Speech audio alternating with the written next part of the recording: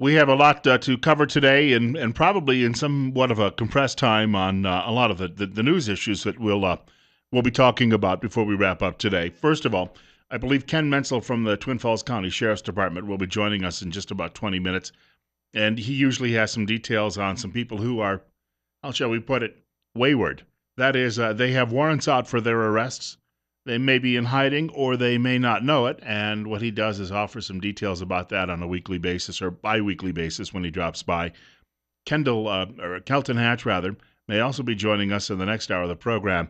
I say that because Kelton and I have been juggling the usual Thursdays that he drops by to talk about fish and game news.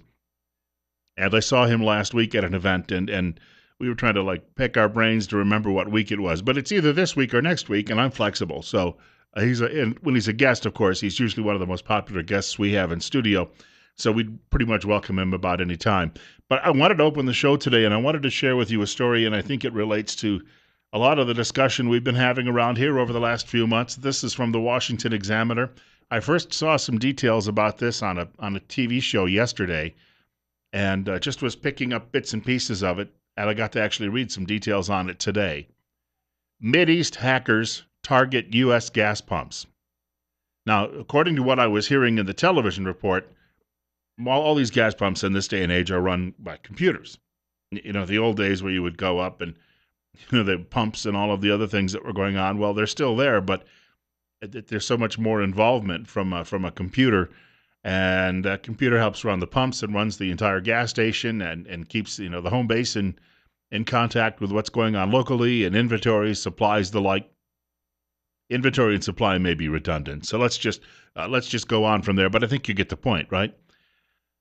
And this is the opening of this story from Washington Examiner, the writer John Siciliano. Hackers from Syria and Iran are on the prowl to hold a neighborhood or city's gasoline supply up for ransom or worse, cause it to spill and explode, with Washington being high on the target list, according to a new report. Now, they'll target Washington because, of course, it's the nation's capital, and they think they'll get the biggest bang for their buck, no pun intended there, if that indeed happens. I'm going to jump down a few paragraphs. Gas pots mimic the electronic control servers that retail gasoline networks use to monitor their tank levels, as well as control the pressure settings in gas pumps. So these hackers can get inside these things through the use of this thing called gas pots. And what they do is they then gain control over those pumps and can, basically cause all sorts of havoc with this. Trend Micro said these automatic tank gauging systems are easy targets. Most retail stations or their networks do not use any security software or protocols in using them, according to the white paper that was published by Trend Micro. Now, why is that? Well, who would ever think that something like this was going to be a possibility, or that someone would target these networks? But then again, gasoline is highly combustible and would make a rather large explosion if someone could actually figure out a way to get those tanks to start pumping gas out all over the ground or explode or whatever else might happen in this situation. And Trend Micro found that a pro-Iran group known as the Iranian Dark Coders Team hacked into a gas pod in Jordan, changing tank names to include the name of their group. Now, that's pretty mild, you would think, to start with. More serious attacks were perpetrated against gas pots in the U.S. Allegedly, the Syrian Electronic Army used one such spot in a more serious denial of service attack, which hackers used to bring down servers and networks. Now, when we say Syrian Electronic Army, who would that be?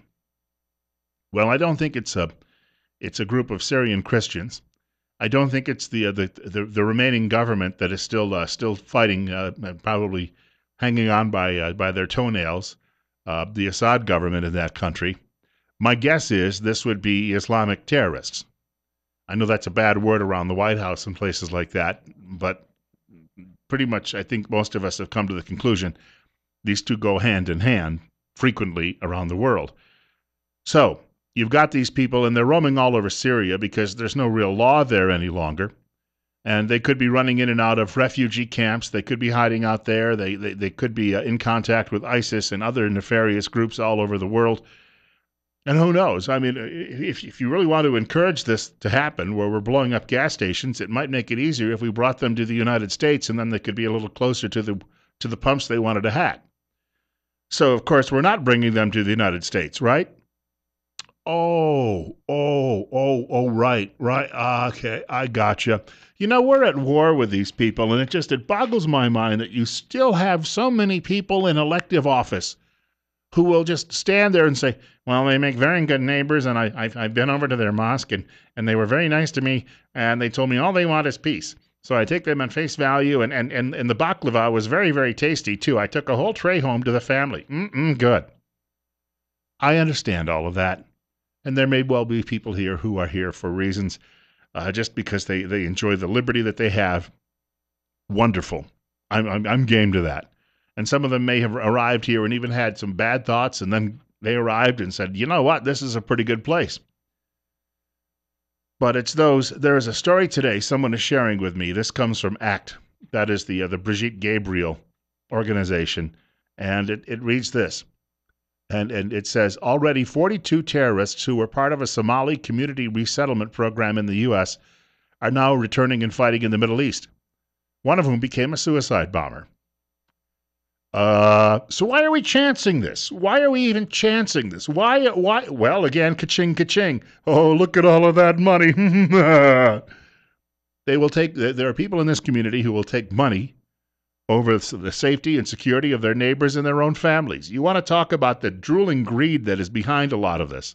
We have a caller with us. You're on the air with Bill Colley at 813, 71 at our studios, and you're listening to News Radio 1310 KLIX and newsradio1310.com.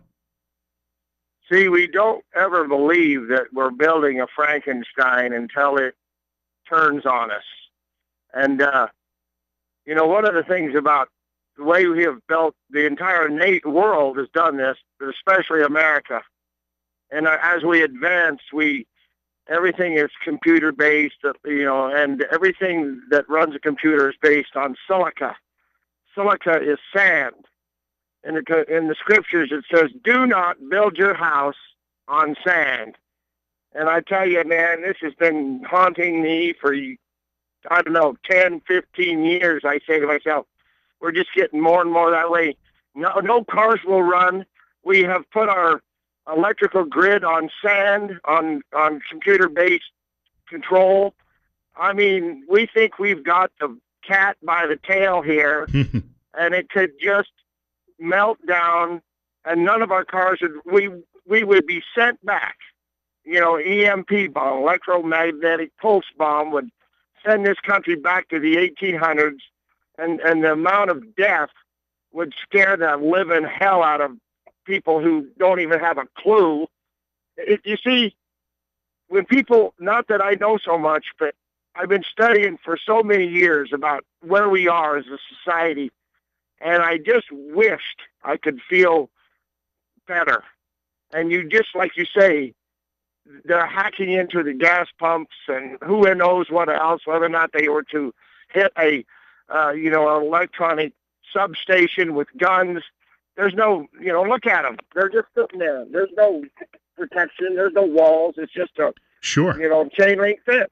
They have actually, in California, they have found where they believe some people were doing surveillance on one of those big transfer stations, and it would take out power to millions of people if it happened to be hit.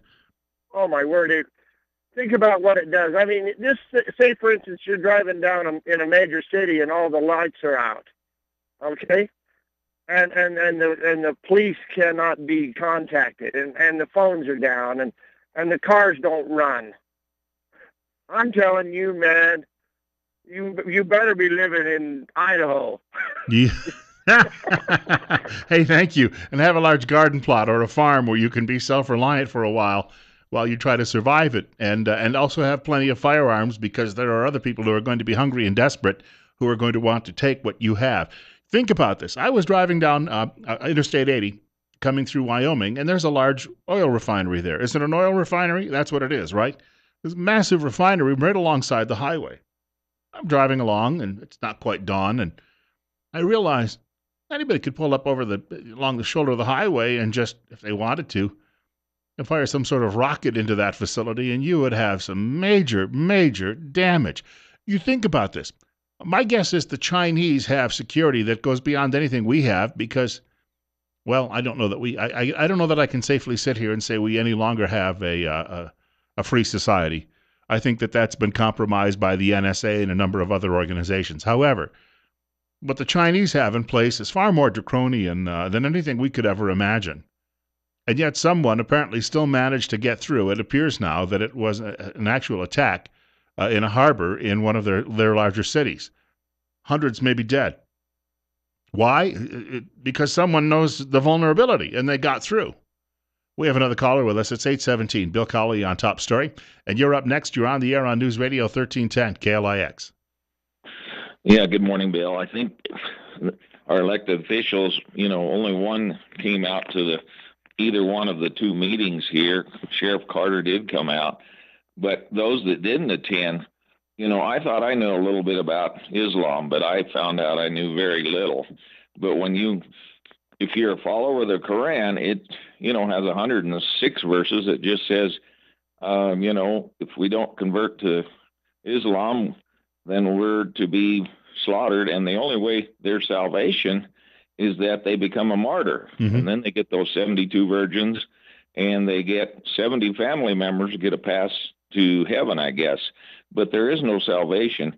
Allah is a worship of a moon god, Babylonian moon god.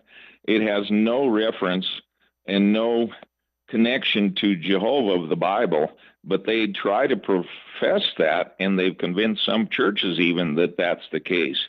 But if, Pastor Hadian I think is planning to come back into this area again, and hopefully we keep the pot stirred, and until people get the message that we're not going to go away in this area to fight this thing, we need some CSI to come clean on some transparency, which was brought out of the Crapos meeting on Tuesday. And look at the community. Look at all these extra children and so forth coming here.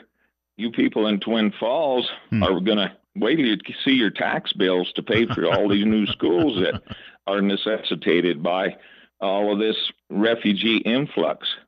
Going to be an exciting time. I thank you much for the telephone call.